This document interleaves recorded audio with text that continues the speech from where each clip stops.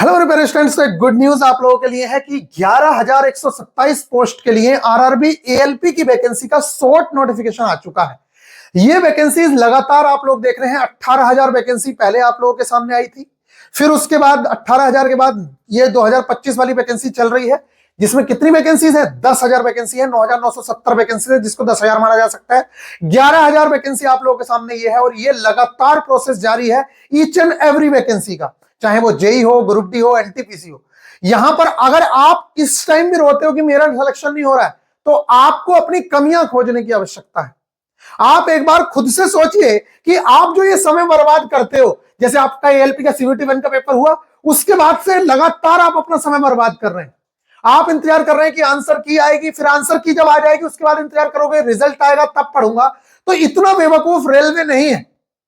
ये जो रिशेड्यूल हुआ था एग्जाम, इसकी वजह से आप लोगों की आंसर की डिले हुई, जो अगले 7 से 8 दिन के अंदर हो सकता है आप लोगों को आंसर की भी देखने को मिल जाएगी। और बाकी बात मैं बाद में करूंगा कि रिजल्ट कब तक आएगा क्या है, लेकिन ये मान लीजिए रिजल्ट आने के बाद आपको उतना समय नहीं मिलेगा कि आप लोग अपनी ट्रेड भी तैयार कर लें और बाकी की चीजें भी तैयार कर लें। पिछली बार भी बहुत सारे बच्चों ने गलती की थी, तो आगे आप लोगों से यही रिक्वेस्ट है। देखिए, वैकेंसीज लगातार आ रही हैं, और अगर आपका सिलेक्शन नहीं हो रहा है तो आपको रीथिंक करने की आवश्यकता है कि भैया क्या गलती आपसे हो रही है। और गलती सबसे बड़ी यही है कि आप कंसिस्टेंसी को बरकरार नहीं रख रहे हैं। आप सिर्फ वहीं पर अटक जा रहे हैं कि मेरा पहला होगा तब मैं करूंगा। अरे क्यों नहीं इतनी अच्छी पढ़ाई कर लेते हो कि पहला पेपर रुके ही ना। अब मान लेते हैं आपके दिल में यह है कि भाई साहब नहीं हो रहा है। अरे मेरे प्यारे बच्चे, पहले जो चीजें कॉमन है सीबीटी 1 की और सीबीटी 2 की,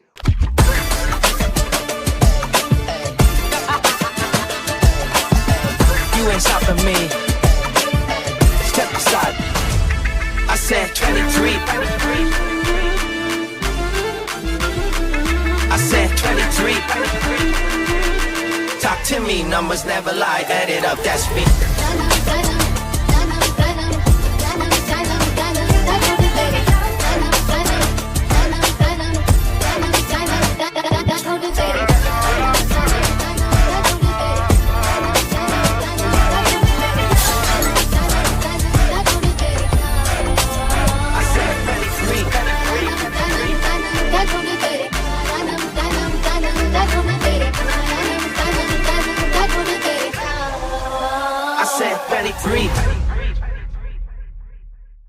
उन चीजों को ही कवर कर लो तब तक।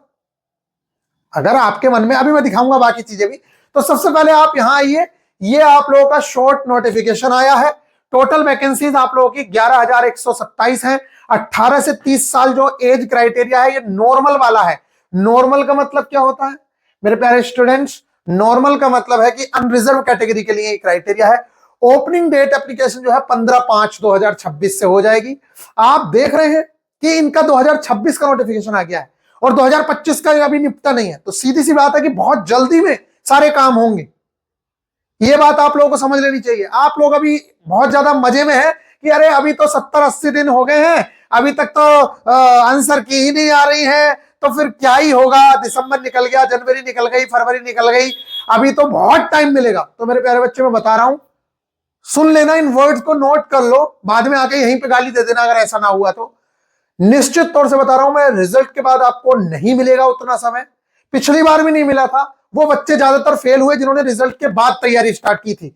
और जैसे कि 10 लाख फॉर्म है, और 10 लाख फॉर्म में से अगर 8 लाख बच्चों ने एग्जाम दिया है, तो हर 5वें-6वें बच्चे का एग्जाम क्वालिफाई होना है, क्योंकि 1.5 लाख बच्चा लिया जाएगा आपका सीबीटी 2 के लिए। और जब 1.5 लाख बच्चा लिया जाएगा, तो निश्चित तौर से 8 लाख में से अगर 1.5 लाख की बात करोगे, तो इसको यहां पे डालोगे, तो यहां पर करो और आपको पता चल जाएगा कि कितना कंपटीशन यहां पर है।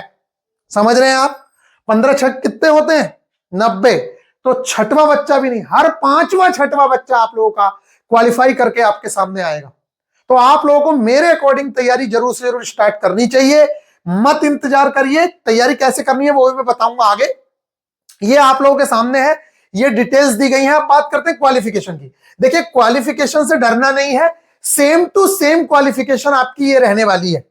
जो ये क्वालिफिकेशन है, कौन कौन सी ट्रेड्स इसके लिए एलिजिबल होती हैं, तो आपके लिए जो है, ये अगर आपने किया है 10th किया हो चाहे 12th किया हो, उसके साथ अगर आपने आईटीआई की है, तो ये मिनिमम क्वालिफिकेशन है।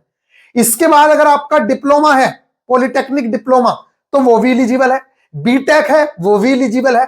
और किन किन ट्रेड्स में, तो आप यहां पर देख सकते हैं ये ट्रेड होती हैं, इलेक्ट्रीशियन है, इंस्ट्रूमेंट मैकेनिक है, मिलराइट है, मेंटेनेंस है, मैकेनिक, ये सारी की सारी ट्रेड्स होती हैं। इसके अलावा यहां पर लिखा हुआ है कि अगर कोई बंदा act apprenticeship in the trades, इन ट्रेड में अगर एक्ट अप्रेंटिसशिप की है तो वो भी एलिजिबल है। साथ साथ यहां पर डिप्लोमा अगर मैकेनिकल से, इलेक्ट्रिकल से, इलेक्ट्रॉनिक से, ऑटोमोबाइल इंजीनियरिंग से किया हुआ है या कॉम्बिनेशन ऑफ ब्रांचेस, इनके कॉम्बिनेशन से किया हुआ है, जैसे आप लोग यहां पर देख सकते हैं, तो engineering discipline from A recognition institute, ITI की जगह पे अगर आपने एआईसीटी अप्रूव्ड किसी भी कॉलेज से ये डिप्लोमा किए हैं तो आप इसके लिए एलिजिबल होंगे। और ना सिर्फ डिप्लोमा, बल्कि मेरे प्यारे बच्चों अगर आपके पास डिग्री है बीटेक की या बीई की, बैचलर ऑफ इंजीनियरिंग या फिर बैचलर ऑफ टेक्नोलॉजी की अगर आपके पास डिग्री है अब ब्रांचेस में, यानी कि ये जो ब्रांचेस है मैकेनिकल, इलेक्ट्रिकल, इलेक्ट्रॉनिक्स, ऑटोमोबाइल, तो मेरे प्यारे स्टूडेंट आप लोग इसका फॉर्म फिल कर सकते हैं। और बेहतरीन तरीके से हम लोग अब सीबीटी 2 की क्लासेस स्टार्ट कर रहे हैं, तो निश्चित तौर से आप हमारे साथ सीबीटी 2 की क्लासेस में जुड़ सकते हैं। टारगेट क्लासेस आप लोगों की स्टार्ट होने जा रही हैं। अब मैं जो कहना चाह रहा हूं वो सुनिए, कहां से कितने क्वेश्चंस आए ये तो मैं आप लोगों के साथ डिस्कस कर चुका हूं पिछली बार में। ये 2018-19 का रेशियो है और ये वाला 2025 और 26 का है। मैं आपसे ये कहना चाह रहा हूं, अगर आपको ये लग रहा है कि भाई साहब मेरा एग्जाम निकलेगा या नहीं निकलेगा, तो मैं आपसे ये कहता हूं कि आप अभी इंजीनियरिंग ड्राइंग मत पढ़ो, क्योंकि इंजीनियरिंग ड्राइंग से कोई ज्यादा क्वेश्चंस भी नहीं आए। टोटल मिलाए जाए तो 4 2 6 और 4 10 और 10 11 और 3 14, कुल 14 क्वेश्चंस आए। इवन इलेक्ट्रिसिटी से ही 32 आ रखे हैं, हीट एंड टेम्परेचर से 31 आ रखे हैं, और मास वेट एंड डेंसिटी से 5 आ रखे हैं, वर्क पावर एनर्जी से 25 आ रखे हैं। तो मैं आपसे ये कहना चाह रहा हूं कि आप कॉमन सिलेबस पढ़ लो जो आपका सीबीटी 1 का भी है। अगर मान लेते हैं आपका सीबीटी 2 नहीं निकला तो वो आपके ग्रुप डी के पेपर में यूज होगा। अगर मान लेते हैं आपका ग्रुप डी भी नहीं निकला, वो आपके एएलपी सीबीटी 1 में यूज होगा, सीबीटी 2 में भी यूज होगा। वो कौन से चैप्टर्स हैं, तो वो ये चैप्टर्स हैं। देखिए अगर आप यूनिट्स एंड मेजरमेंट पढ़ते हैं तो इसमें कोई भी ऐसी चीज नहीं है जो मेरे प्यारे स्टूडेंट आप लोगों को फालतू की लगेगी। तो हम लोग क्या करेंगे सिलेबस में जो आपका करवाएंगे, पहले हम ऐसी चीजों को कवर कराएंगे जब तक आपका रिजल्ट नहीं आता है जो आपको नुकसान ना करें, यानी कि अगर आपने पढ़ भी ली तो नुकसान ना हो आप लोगों का कि ये फालतू का पढ़ लिया मैंने। वैसे तो पढ़ के किसी भी चीज को नुकसान नहीं होगा, लेकिन मैं कह रहा हूं कि आप ये पढ़िए यूनिट्स एंड मेजरमेंट, ये आप लोगों के काम का है जो सीबीटी 1 में काम आएगा।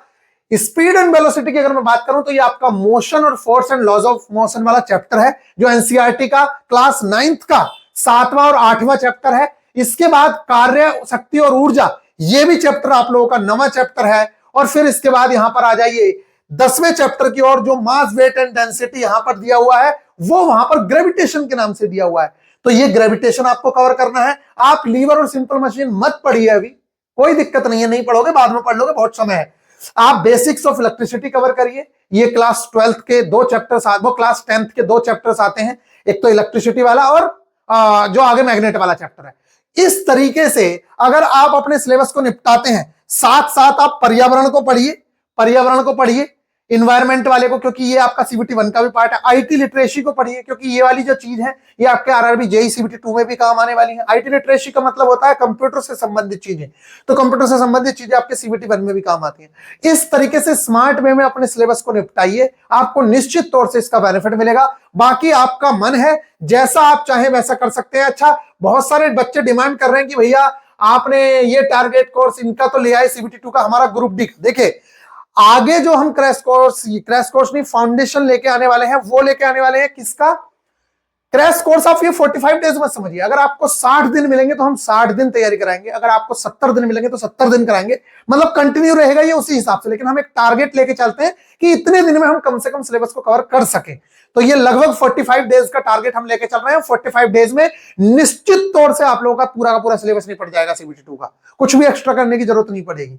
अब बात करते हैं ग्रुप डी की। तो ग्रुप डी वाले हो या एएलपी सीबीटी 1 वाले हो, क्योंकि आप लोगों को मालूम है आपका सिलेबस सेम है, तो आपके लिए आगे प्लानिंग है। अगले हफ्ते तक आपके लिए बहुत ही मोस्ट इंपोर्टेंट इंफॉर्मेशन मिल जाएगी आपके टारगेट क्लासेस को लेके, और हम लोग आपकी टारगेट क्लासेस स्टार्ट कर देंगे। आई होप कि आप लोगों को ये बातें समझ आ रही होंगी। तो अगर कोई नए भी बच्चे हैं, मतलब वो मान लेते हैं कि उन्होंने पहले तैयारी भी नहीं की है और वो एएलपी की तैयारी करना चाह रहे हैं, तो वो लोग सीबीटी 1 की तैयारी करना स्टार्ट करें। जिनका सीबीटी 2 में नहीं हो रहा है वो भी आप चाहें तो सीबीटी 1 की तैयारी कर सकते हैं। अदरवाइज जिनका होने की उम्मीद है वो सीबीटी 2 में लगिए, और नहीं तो अपने सीबीटी 1 या ग्रुप डी, वो दोनों एक ही चीजें हैं, सिलेबस भी बिल्कुल सेम है। आरआरबी जेई सीबीटी 1 का भी सेम है, टेक्नीशियन का भी सेम है, एएलपी सीबीटी 1 का भी सेम है। उन सबको कंबाइन करके एक तैयारी करिए, आपका निश्चित तौर से सिलेक्शन हो जाएगा। आई होप कि आप लोगों को ये बातें समझ आ रही होंगी। बाकी मिलते हैं नेक्स्ट वीडियो में। ख्याल रखिएगा, एज का जो क्राइटेरिया है वो आप लोग देख सकते हैं, ये क्राइटेरिया अनरिजर्व कैटेगरी के लिए है। इसके बाद 3 साल की छूट ओबीसी को, एससी एसटी को 5 साल की छूट मिलती है। तो ये सारी की सारी बातें आप लोगों को समझ आ रही होंगी। बाकी तो सारी की सारी इंफॉर्मेशन आप लोगों को मिल जाएगी। फॉर्म कब से भरे जाने हैं? 15/5 से फॉर्म भरे जाएंगे, 14/6 तक 1 महीना फॉर्म फिल करे जाएंगे।